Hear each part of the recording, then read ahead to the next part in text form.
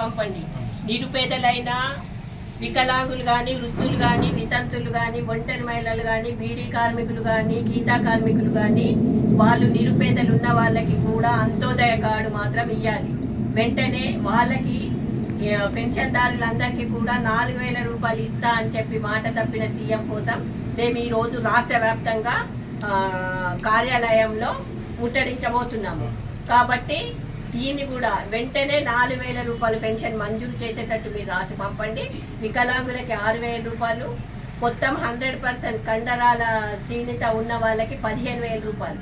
అదే పక్క రాష్ట్రంలో ఇచ్చినట్లు ఈ రాష్ట్రంలో కూడా ఇవ్వాలని మేము ధర్నాలు రాస్తారోకో చేస్తున్నాము. ఇప్పుడు చలో చలో హైదరాబాద్ కార్యక్రమం త్వరలో తీయబోతున్నాము. లక్షలాది మందితో సీఎం గారు ఉండడా ఆ విషయం కూడా మనం చూద్దాము.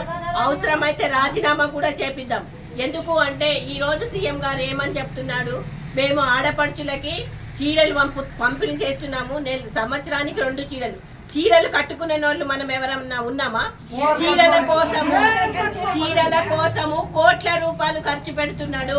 ఆ చీరల కోసం కోట్ల రూపాయలు ఖర్చు పెట్టే కంటే నిరుపేదలకి, వికలాంగులకి, వృద్ధులకి, వితంతులకి, ఒంటరి మహిళలకి, బీడీ కార్మికులకి వీళ్ళకి 4,000 రూపాయలు పెన్షన్ పెంచాలి.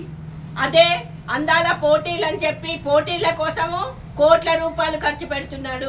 మనం అడిగినామా? అందాల పోటీలు పెట్టమని వాళ్ళ కోసం కోట్ల రూపాయలు ఖర్చు పెట్టమని మనం చెప్పామా?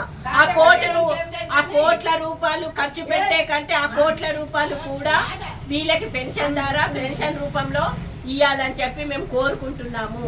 కాబట్టి ఇచ్చిన హామీ నిలబెట్టకపోతే ఖచ్చితంగా రాబోయే రోజులు చాలా ఘోరంగా ఉంటాయి. కాబట్టి మేమందరము కలిసి ఉద్యమము మరింత ఈ కృష్ణమాదిగ పిలుపు మేరకు మేము ఎక్కడికైనా పనిచేయబోతున్నాము. ఖచ్చితంగా అతనికి బుద్ధి చెప్తాము. కాంగ్రెస్ ప్రభుత్వం భూస్థాపితం లేకుండా చేయబోతున్నాం.